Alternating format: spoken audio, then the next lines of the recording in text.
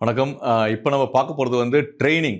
Have to train the trainers. இப்போ training கொடுக்குறாங்க, அவங்கள எப்படி ட்ரெயின் அப் பண்ணுறது, மற்றும் ஏன் ட்ரெய்னிங், எதுக்காக ட்ரெய்னிங், ஆஸ் பர் ரெகுலேஷன், அதே மாதிரி வந்து பார்த்தீங்கன்னா வேர்ல்டு லெவலில் எடுத்திருக்க ஸ்டாட்டிக்ஸ் இதெல்லாமே வந்து பார்த்தீங்க அப்படின்னா ட்ரெய்னிங் வந்து ரொம்ப ரொம்ப அவசியம். ஒவ்வொருத்தரையும் வந்து பார்த்தோன்னா தொடர்ந்து ட்ரெய்னிங் கொடுக்க தான் வந்து பார்த்தோன்னா அவங்க வந்து மோல்ட் ஆவாங்க, அவங்களுடைய ஆட்டிடியூட் மாறும். ஸோ எப்படி ஆட்டிடியூடு மாறணும், எதுக்காக மாறணும் அப்படின்னா ரொம்ப அவசியம்.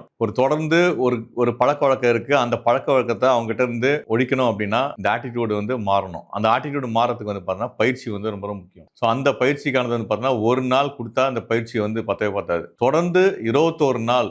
இது வந்து பார்த்தீங்கன்னா இது முன்னாடி வந்து பார்த்தீங்கன்னா இந்த பழங்காலத்தில் வந்து பார்த்தீங்கன்னா 21 நாள் இந்த குருகுலம்ல வந்து பார்த்தீங்கன்னா ட்ரைனிங் கொடுப்பாங்க. இப்போ இருக்கிற காலகட்டத்தில் வந்து பார்த்தீங்கன்னா 90 நாள் தொடர்ந்து ஒரு விஷயத்தை பழகினா. உதாரணத்துக்கு இப்போ இந்த மவுஸே இருக்கு. இந்த மவுஸ் வந்து இப்போ கரெக்டாக நான் மவுஸ் பேடில் தான் வைக்கணும் அப்படின்னா ட்ரைனிங் இருக்கணும். எப்படின்னா டெய்லி நான் இந்த மவுஸை வந்து மவுஸ் பேடில் கரெக்டாக சென்டராக வைக்கணும், அதுக்கு முன்னாடி இந்த ஸ்பேஸ், சைடில் இந்த ஸ்பேஸ், அப்படி கரெக்டாக வச்சாதான் எனக்கு அந்த பழக்க வழக்கம் ஆகும். இது எப்படி ஒரு நாள் கிடையாது, தொடர்ந்து நான் தினமும் பண்ணணும். தினமும் நான் மறந்து போய் கூட வந்து இப்படி இந்த சைடும் அந்த சைடும் வைக்கக்கூடாது. அப்போ என்னன்னா தானா வந்து இது ஒரு பழக்க வழக்கமாக மாறி 90 நாள் இதே மாதிரி தினமும் பண்ணணும். அப்படி பண்ணும்போது மட்டும்தான் அது வந்து உள்ள போகுது. எப்படி உள்ள போகுதுன்னா ஆழ் மனசு மேல் மனசுன்னு இருக்கு. Conscious mind, subconscious mind. இந்த கான்சியஸ் மைண்டுக்கும் சப்கான்சியஸ் மைண்டுக்கும் ரொம்ப பெரிய இடைவெளியே கிடையாது. நாம எதையும் எடுத்து போயிட்டு சப்கான்சியஸ் மைண்ட் லெவல்ல போனா மட்டும்தான் நமக்கு ஆழமா வந்து மனசுல பதியும், அதை தொடர்ந்து கடைபிடிப்போம். அந்த மாதிரி நாம சப்கான்சியஸ் மைண்ட்ல எடுத்து போகணும். ஒரு நாளைக்கு வந்து பாத்தீங்கன்னா 16,000 இருந்து 18,000 எண்ணங்கள் ஓடும், தாட்ஸ் ஓடும். இந்த தாட்ஸை கண்ட்ரோல் பண்ற ஒரு விஷயம் தான் இந்த ட்ரைனிங்கும் அதுக்குள்ள வரும்.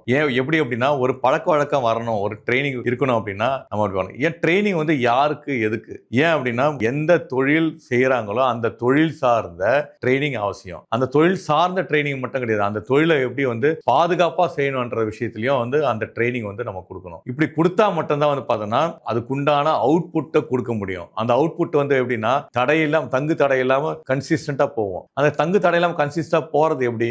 ஆமா, ஒரு விபத்து ஏற்பட்டுச்சு அப்படின்னா, ஆக்சிடென்ட் நடந்துச்சு அப்படின்னா பர்சன் வந்து வேலைக்கு வர முடியாது. அவர் மட்டும் கிடையாது, அவர் சுத்தி வந்து நிறைய பேர் அங்கே வேலை செய்ய முடியாத அளவுக்கு ஒரு சூழல் ஏற்படும். அப்போ வந்து அந்த ட்ரைனிங் வந்து இந்த இடத்துல ரொம்ப பேசும். ஸோ இந்த ட்ரைனிங் வந்து as per statistics 6 man days per annum per எம்ப்ளாயிக்கு ட்ரைனிங் அவசியம் கொடுக்கணும். அதாவது வந்து 48 மணி நேரம் ஒரு ஆளுக்கு ஒரு வருடத்துக்கு வந்து ட்ரைனிங் இருக்கணும். அந்த 48 மணி நேரம்ன்றது பார்த்தா ஒரு மாசத்துக்கு நமக்கு 4 மணி நேரம். இந்த 4 மணி நேரம் வந்து மினிமம், நான் சொல்றது வந்து பார்த்தா இதெல்லாம் மினிமம். இந்த மினிமம் 4 மணி நேரம் ட்ரைனிங் வந்து பார்த்தோன்னா அவங்க தொழில் சார்ந்த என்ன வேலை செய்யறாங்களோ, உதாரணத்துக்கு ஒரு பாட்லிங் பிளான்ட்லயே, வாட்டர் பிளான்ட்ல வேலை செய்யறாங்க, இல்ல கேஸ் பாட்லிங் பிளான்ட்ல வேலை செய்யறாங்கன்னா அதை எப்படி ரீபேக் பண்றது, இந்த ரீபேக்கிங் மெத்தட் வந்து பாத்தீங்கன்னா எடுத்துட்டு வந்து பாட்லிங் பிளான்ட் அந்த பாட்டில் எடுத்து வந்துட்டு வாட்டர் பாட்டிலோ இல்ல இந்த கேஸ் பாட்டிலோ எடுத்து வந்து கரெக்டா பொசிஷன் பண்ணி வைக்கிறது, அது ரன் ஆகும்போது அதை கரெக்டா அலைன் பண்ணி வைக்கிறது, அதுக்கப்புறம் அது ஃபில் ஆகிறது, இது எல்லாம் இவ்வளவும் பார்க்குற விஷயம் வந்து பார்த்தோன்னா இதுக்கு ட்ரைனிங் இருக்கணும். கரெக்டாக அதோட டைமிங்கும் ரொம்ப முக்கியம். நம்ம வெறும் வந்து பார்த்தோன்னா ப்ரொடக்டிவிட்டி வேணும் அப்படின்னு சொல்லிட்டு ஏன் ப்ரொடக்டிவிட்டி மிஸ் ஆகுது, சடனாக வந்து பார்த்தோன்னா இது வந்து 5 நிமிஷத்தில் பண்ணுற வேலையை வந்து இவங்க 20 நிமிஷம் எடுத்துக்கிட்டாங்க அப்படின்னு போய் சொல்றதுல எந்த ஒரு பிரயோஜனமும் கிடையாது. சரியான ட்ரைனிங் இருந்தால் போதும். நாம நினைக்கிற இந்த 5 நிமிஷத்தில் முடிக்கிறதுக்கு பதில் 4 நிமிஷத்தை கூட சிறப்பாக செய்வாங்க. அப்போ வந்து பார்த்தோன்னா அதுக்கு ஒரு எப்படி பண்ணணும், ஏது பண்ணணும்னு சொல்லிட்டு கரெக்டாக வந்து ஒரு ப்ரொசீஜர், ஒரு புரோட்டோகால் இருக்கணும். அந்த புரோட்டோகால் சொல்லி கொடுக்கணும், ஒரு டெமான்ஸ்ட்ரேஷன் கொடுக்கணும் எப்படி பண்ணணும்னு சொல்லிட்டு. அதே மாதிரி வந்து பார்த்தா எங்க வந்து எக்ஸ்பர்ட்ஸ், எங்களை மாதிரி எக்ஸ்பர்ட்ஸ் வந்து சப்போர்ட் வந்து நீங்க எடுத்தீங்கன்னா இன்னும் பெஸ்டா இருக்கும். ஏன் அது எதுக்காக அப்படின்னா ஒவ்வொரு இடமும் பார்த்து எந்த இடத்துல எப்படி பண்ணணும், அதே மாதிரி அவங்க பாதுகாப்பா பண்ற விஷயம். எர்கானமிக்ஸ் எல்லாருக்கும் தெரியும். நமக்கு குனிஞ்சு எழுந்துக்கும் போது வந்து பார்த்தோன்னா எர்கானமிக்ஸ் அங்க பேசும், வெயிட்டை தூக்கும் போது எர்கானமிக்ஸ் பேசும், கையை லிஃப்ட் பண்ணும்போது எர்கானமிக்ஸ் பேசும், இந்த பக்கம் ஒரு மூவ்மெண்ட் ஆகும்போது எர்கானமிக்ஸ் பேசும். அந்த கன்சிஸ்டன்டா ஒருத்தர் வந்து பார்த்தோன்னா 5 வாட்டி 10 வாட்டி இந்த மூவ்மெண்ட் இருந்தா ப்ராப்ளம் கிடையாது. 50 வாட்டி மூவ்மெண்ட் பண்றாருன்னா பார்த்தீங்கன்னா அவருக்கு வந்து ஆக்குபேஷனல் ஹெல்த் டிசீஸ் அப்படின்றது வரும். அது இந்த எர்கானமிக்ஸால் தான் வரும். ஸோ அதுக்கான விஷயத்தை வந்து தவிர்க்கிறதுக்கு வந்து பார்த்தீங்க அப்படின்னா இதை வந்து ட்ரைனிங். சரி, ஓகே, நீங்க வந்து தொடர்ந்து இதே மாதிரி தான் வேலை பண்ணணும், இப்படிதான் கையை இப்படி நவுத்திட்டே இருக்கணும் அப்படின்னா வந்து பாத்தீங்கன்னா எவ்வளவு நேரம்? கண்டிப்பா வந்து பாத்தீங்கன்னா ஒரு 10 நிமிஷத்துக்கு ஒரு வாட்டி வந்து பாத்தீங்கன்னா அவங்க அங்க ரிலாக்ஸ் பண்ற மாதிரி ஒரு கவுண்டர் எக்ஸசைஸ் மாதிரி நம்ம சொல்லணும். இதுவும் வந்து அந்த ட்ரைனிங் உள்ள எடுத்துட்டு வரணும். இதெல்லாம் தான் ரொம்ப ரொம்ப முக்கியமானது. அப்புறம் அந்த 4 மணி நேரம் ட்ரைனிங் ஒரு மாசத்துக்கு சொன்னேன் இல்லைங்களா, 1 மணி நேரம் இந்த ட்ரைனிங் கொடுக்கலாம், 1/2 மணி நேரம் இந்த ட்ரைனிங் கொடுக்கலாம், 1/2 மணி நேரம் இந்த ட்ரைனிங் கொடுக்கலாம். எப்படி பிரிக்கணும் அப்படின்னா அங்க தொழில் சார்ந்த ட்ரைனிங் ஒரு 2 மணி நேரம் இருக்கணும், 2 மணி நேரம் வந்து பாதுகாப்பு சார்ந்த, அவர்களுக்கான பாதுகாப்பு சார்ந்த ட்ரைனிங் இருக்கணும். இந்த ஒரு கலவையோட நம்ம பண்ணா அந்த பாதுகாப்பு சார்ந்த ட்ரைனிங்ல வந்து பார்த்தா நிச்சயமா life saving training. Every alternative months பாத்தீங்கன்னா ஃபயர் எக்ஸ்டிங்விஷர் ட்ரைனிங் ஒரு மாசம், ஃபயர் ஹைட்ரன்ட் ட்ரைனிங் ஒரு மாசம், இது ஆல்டர்னேட்டிவ் மந்த்ஸ் கேரி அவுட் பண்ணிட்டே இருக்கணும். அதே மாதிரி எவ்ரி 3 months ஒன்ஸ் வந்து பார்த்தோன்னா மார்க் ட்ரில், எமர்ஜென்சி எவாக்குவேஷன் எப்படி பண்ணணும், அதுக்குள்ள வந்து அவங்களுடைய பார்ட் என்ன அப்படி சொல்லலாம். அதே மாதிரி ஃபர்ஸ்ட் எய்ட் ட்ரைனிங், இது வந்து ஃபர்ஸ்ட் எய்ட் ட்ரைனிங் வந்து பாத்தீங்கன்னா எவ்ரி 2 months ஒன்ஸ் வந்து ஃபர்ஸ்ட் எய்ட் ட்ரைனிங் நான் இன்டர்னலா சொல்றேன். எக்ஸ்டர்னலா வந்து பாத்தீங்கன்னா தமிழ்நாடு பொறுத்த வரைக்குமே as per Factories Act 2 years once வந்து ஃபர்ஸ்ட் எய்ட் ட்ரைனிங் இப்போ ஆத்தரைசேஷன் கொடுக்குறாங்க. அந்த ஆத்தரைஸ்டு ட்ரெயினர் கிட்ட போயிட்டு அந்த ஃபர்ஸ்ட் எய்ட் ட்ரைனிங் எடுத்துக்கணும். எப்படி எடுத்துக்கிறது, அவங்கள இங்க வர வைக்கிறது இல்ல நாம அங்க போறது, அந்த மாதிரி வந்து அவங்க பேக்கேஜ் மாதிரி தான் சொல்லுவாங்க. இதெல்லாம் வந்து நாம வந்து காசு அதிகமாகுது அப்படின்னு சொல்லிட்டு விடுற விஷயமே கிடையவே கிடையாது. 2 விஷயம், ஒன்னு வந்து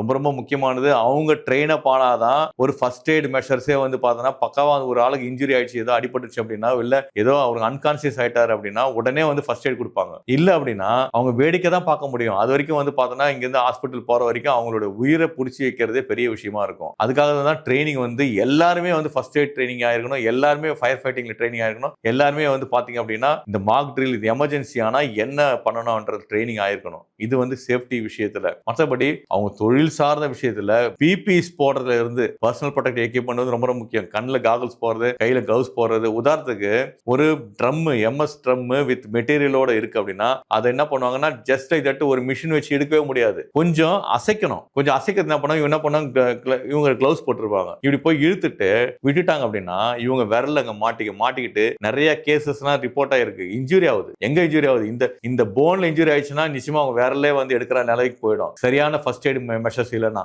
அந்த ட்ரைனிங், அதே மாதிரி ட்ரைனிங்ல வந்து பார்த்தா என்ன பிபிஇஸ் யூஸ் பண்ணணும். உதாரணத்துக்கு வந்து பாத்தீங்கன்னா சாதாரண நைட்ரைல் டிப்டு காட்டன் கிளவுஸ் வந்து யூஸே இருக்காது. என்ன பண்ணணும், இங்க முன்னாடி கிரிப் இருக்கும், கிரிப் டைப் நைட்ரைல் கிளவுஸ் வந்து யூஸ் பண்ணணும். அது கொஞ்சம் எக்ஸ்பென்சிவா தான் இருக்கும், கிட்டத்தட்ட 500 ரூபாய் கூட இருக்கும், சில இடத்துல 1000 ரூபாய் கூட விற்பாங்க, இடத்துக்கு ஏற்ற மாதிரி. அந்த மாதிரியான கிளவுஸ் நம்ம வந்து குவாலிட்டிக்கு ஏற்ற மாதிரி அந்த மாதிரி கிளவுஸ் நம்ம வாங்கி தான் அதுக்கு யூஸ் பண்ணணும். அதுக்கு வந்து வெறும் கிளவுஸ் வாங்கி இப்படி யூஸ் பண்ணணும் அப்படி சொல்லிட்டா போறாது. கிளவுஸை எப்படி யூஸ் பண்ணணும், அந்த கிளவுஸை வந்து எப்படி வந்து நாம வந்து பாதுகாப்பா வச்சிருக்கணும். ஏன் பாதுகாப்பு பண்றதுன்னா இந்த கிளவுஸ் வந்து அவங்க பத்திரமா வச்சுக்கிறதுக்கான ட்ரைனிங் நம்ம கொடுக்காம போயிட்டோம்னா கிளவுஸ் வந்து அடிக்கடி டேமேஜ் ஆகும். அடிக்கடி கிளவுஸ் நம்ம கொடுக்குற மாதிரி இருக்கும். நான் உதாரணத்துக்கு ஒரு கிளவுஸ் சொல்றேன். இதே மாதிரி கண்ணாடியும் காகல்ஸ் வந்து பாத்தீங்கன்னா எடுத்த இடத்துல இப்படி போடுவாங்க, ஹெல்மெட்டுக்குள்ள வைப்பாங்க. அதே மாதிரி வந்து ஹெல்மெட், காகல்ஸ் இது எல்லாமே வந்து கிளீன் பண்ணணும்ல. உதாரணத்துக்கு ஹெல்மெட்டே போடுறோம், ஹெல்மெட்டுக்குள்ள வந்து என்னன்னா அந்த ஹெட் பேண்ட் இருக்கிற இடத்துல வந்து பார்த்தா வேர்வை இருக்கும். அப்புறம் வந்து இது கொஞ்சம் அதனால ஃபங்கஸ், ஸ்மெல், நிறைய டிசீஸ் இதெல்லாம் வரதுக்கான வாய்ப்பு இருக்கு. அதை எப்படி கிளீன் பண்ணணும். அதே மாதிரி வந்து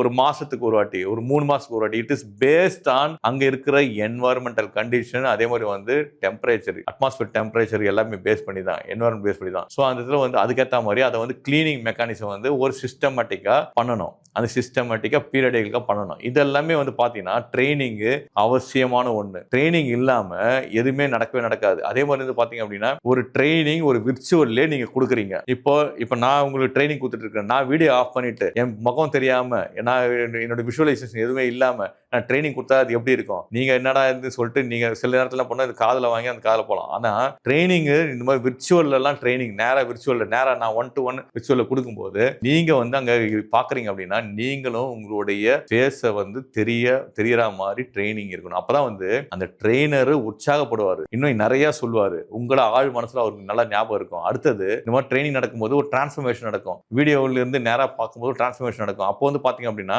உங்களுக்கு நீங்க வந்து அட்டென்ஷன்ல இருப்பீங்க, ட்ரைனிங் கொடுக்கும்போது அந்த அட்டென்ஷன் இருப்பீங்க. இதுதான் வந்து ஒரு ட்ரெயினர் எப்படி ட்ரெயின் அப் பண்ணணும்ன்ற விஷயத்தை வந்து நாங்க வந்து ஆழமா சொல்லுவோம். அதே மாதிரி ஆன் சைட் நேரா இடத்துல ட்ரைனிங் கொடுக்கணும் அப்படின்னா பாடி லாங்குவேஜ், ட்ரெயினருக்கு வந்து பாடி லாங்குவேஜ் ரொம்ப ரொம்ப அவசியம். அவர் பாட்டு பேக்கெட்ல கையை வச்சுக்கிட்டு இல்ல தலையை இப்படி சொரிஞ்சுக்கிட்டு அப்படிலாம் ட்ரைனிங் கொடுத்தாங்கன்னா அந்த ட்ரைனிங்கை வந்து அவர் என்னன்னா எதிர்க்க ட்ரைனிங் எடுக்கிற இந்த ட்ரைனிஸ் எல்லாமே அட்டென்ஷன் டிஸ்ட்ராக்ஷன் ஆகும். அவங்க என்ன இப்படி பார்ப்பாங்க அப்படி பார்ப்பாங்க.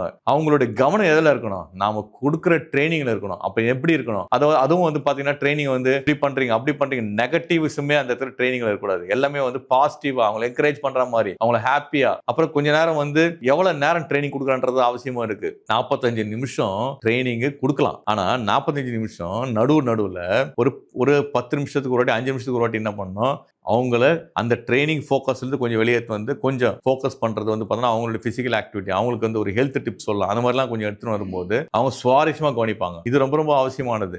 அதே மாதிரி வந்து பாத்தீங்க அப்படின்னா போஸ்ட் லஞ்சுக்கு அப்புறமா ட்ரைனிங் கொடுக்குறது மிகப்பெரிய சவாலா இருக்கும், சேலஞ்சிங்கா இருக்கும். அப்போ என்ன பண்றது? அப்போ வந்து பாத்தீங்க அப்படின்னா வந்து பாத்தீங்கன்னா அவங்கள பிரிஸ்கா வைக்கிற மாதிரி சில விஷயம் வந்து நம்ம சொல்லலாம். இந்த மாதிரி கை தட்டும் போது வந்து பாத்தீங்கன்னா இப்படி தட்டாதீங்க, இப்படி தட்டுங்க, இப்படி தட்டும் போது உங்களுக்கு வந்து நல்ல ஆரோக்கியமா ஆக்சுவலா பாத்தீங்க அப்படின்னா இந்த இடத்துல வந்து பாத்தீங்கன்னா உங்களுக்கு இப்படி தட்டும் போது ஹார்மோன்ஸ் வந்து வேற லெவல்ல சுரக்கும், டொப்பமைன் சுரக்கும்.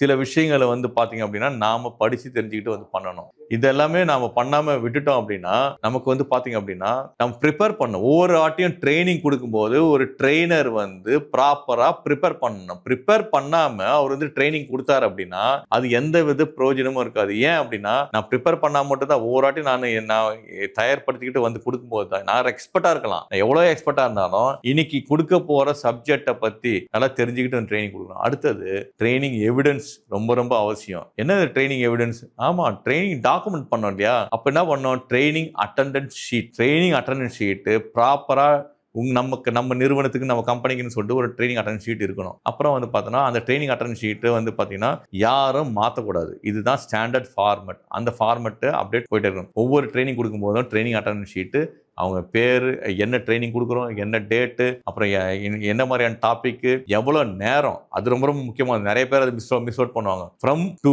என்ன எவ்வளோ நேரம். அப்புறம் வந்து பார்த்தீங்க அப்படின்னா சீரியல் நம்பர், யார் ட்ரைனிங் அட்டன் பண்ணுறாங்க, அவங்க என்ன டிபார்ட்மெண்ட், இந்த சிக்னேச்சர். இதுக்கப்புறம் ரொம்ப ரொம்ப முக்கியமாக வந்து ட்ரைனிங் கார்டு. இது ட்ரைனிங் கார்டுனா என்னது? ஆமாம், ஒவ்வொருத்தருக்குமே ஒரு ஹிஸ்ட்ரி இருக்கு. அதே மாதிரி வந்து பார்த்தீங்கன்னா எம்எஸ்டிஎஸ் உங்களுக்கு தெரியும். நமக்கு எம்எஸ்டிஎஸ்க்கு வந்து பார்த்தா ஒவ்வொரு கெமிக்கலுக்குமே ஒரு ஹிஸ்ட்ரி தான் எம்எஸ்டிஎஸ். அதே மாதிரி ஒருத்தரோட ஹிஸ்டரி சொல்றது, அவங்க ட்ரைனிங் எடுத்துட்டாங்களா இல்லையான்னு சொல்றது வந்து training card. Equipment history card இருக்க மாதிரி training card for each and every staff, contractors, security and other supporting department personal எல்லாருக்குமே ட்ரைனிங் கார்டு இருக்கணும். அப்போ ட்ரைனிங் கார்டு இருக்கும்போது அந்த ட்ரைனிங் கார்டை எடுத்துட்டு இதுல வேணா நீங்க கலர் ஐடென்டிஃபிகேஷன் வச்சுக்கலாம். கான்ட்ராக்டர்ஸ்க்கு இந்த கலர் ஐடென்டிஃபிகேஷன் அப்படி வச்சுக்கலாம். இன்னொன்னு, சில கம்பெனியில ஜிஎம்பி ஃபாலோ பண்ணுவாங்க. குட் மேனுஃபேக்சரிங் பிராக்டிசஸ் இருக்கும். அந்த கரண்ட் குட் மேனுஃபேக்சரிங் பிராக்டிசஸ் இருக்கும்போது அங்க வந்து பாத்தீங்கன்னா அது வந்து அவங்களுக்கு தனியா வந்து சொல்ற மாதிரி இருக்கும். அப்ப என்ன பண்ண, அவங்களுக்கு ஒரு கிரீன் கலர் கார்டு கொடுக்கலாம். சிஜிஎம்பி ட்ரைனிங் எல்லாம் கிரீன் கலர் கார்டு, அப்புறம் நான் சிஜிஎம்பி இருக்கிறது எல்லாமே வந்து பார்த்தீங்கன்னா ப்ளூ கலர் கார்டு, வேற எதனா ஒரு பிங்க் கலர் கார்டு அந்த மாதிரி கொடுத்துக்கலாம். அப்படி கொடுக்கும்போது ஈஸியா நீங்க சிஜிஎம்பிக்கு இந்த ட்ரைனிங் கார்டு எடுத்து காட்டலாம் ஆடிட்டர் கிட்ட.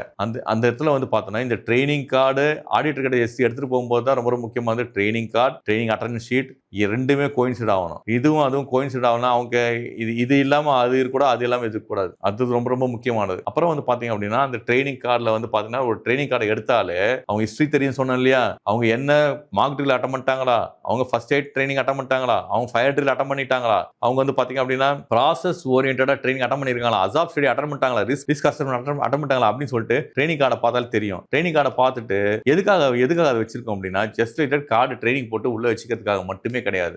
ஆடிட் பண்ணணும். யார் ஆடிட் பண்ணணும்? அந்த ஒவ்வொரு 3 நாள் ஃபங்க்ஷன் டு ஃபங்க்ஷன் எல்லாம் ஒன்னாயிட்டு நேரா போய் ஆடிட் பண்ணணும். ஆடிட் பண்ணும்போது இது வந்து ஆடிட் பண்ற ஒரு மெக்கானிசம் இருக்கு. இது ஆடிட் பண்றது மாசத்துக்கு ஒரு வாட்டி அப்படி ஆடிட் பண்ணலாம். இன்னொன்னு வந்து பாத்தீங்கன்னா வாரத்துல ஒரு நாள் சேஃப்டி வாக் பண்ணலாம். சேஃப்டி வாக்கும் அதே மாதிரி தான். நேரா போயிட்டு ட்ரைனிங் கார்டை கேட்கலாம். கார்டு எடுங்க, ஒரு கூப்பிடுங்க, இங்க எப்படிங்க இந்த ட்ரைனிங் எடுத்தீங்களா, இந்த ட்ரைனிங் எழுதிருக்கீங்களா, உங்களுக்கு எந்த அளவுக்கு அவேர்னஸ் செக் பண்ணிக்கலாம். அப்படி பார்க்கும்போது தான் இப்போ வந்து ப்ராப்பரா எல்லாருக்குமே ட்ரைனிங் நடக்கும். நான் சொன்ன மாதிரி 4 மணி நேரம் ஒரு மாசத்துக்கு ஒரு ஆளுக்கு நீங்க ட்ரைனிங் கவர் பண்ணிட்டோம் அப்படின்னா, அதே மாதிரி இந்த ரேஷியோ எல்லாம் கவர் பண்ணிட்டோம் அப்படின்னா அதுக்கு நிறுவனம் நம்ம சொல்றோம், ஒரு இண்டஸ்ட்ரின்னு நம்ம சொல்றோம். அந்த இண்டஸ்ட்ரி வந்து பார்த்தோன்னா ஸ்மால் இண்டஸ்ட்ரியா இருக்கலாம், மீடியம் ஸ்கேலா இருக்கலாம், இல்ல லார்ஜ் ஸ்கேல் இண்டஸ்ட்ரியா இருக்கலாம். அதோட வந்து பாத்தீங்க அப்படின்னா அவங்க வந்து சாதாரண ஒரு வாட்டர் மேனுஃபேக்சரா இருக்கலாம், வாட்டர் பாட்டிலிங் பிளான்டா இருக்கலாம், சொன்ன கெமிக்கல் மேனுஃபேக்சரிங் பிளான்டா இருக்கலாம், இல்ல ஃபுட் மேனுஃபேக்சரிங் பிளான்டா இருக்கலாம். எந்த பிளான்ட் ஒரு குவாலிட்டி சிஸ்டம் மட்டும் டெலிவரி பண்ற ஒரு அனலிட்டிக்கல் லேபா கூட இருக்கலாம். ஆனா எல்லாம் எதுவா இருந்தாலுமே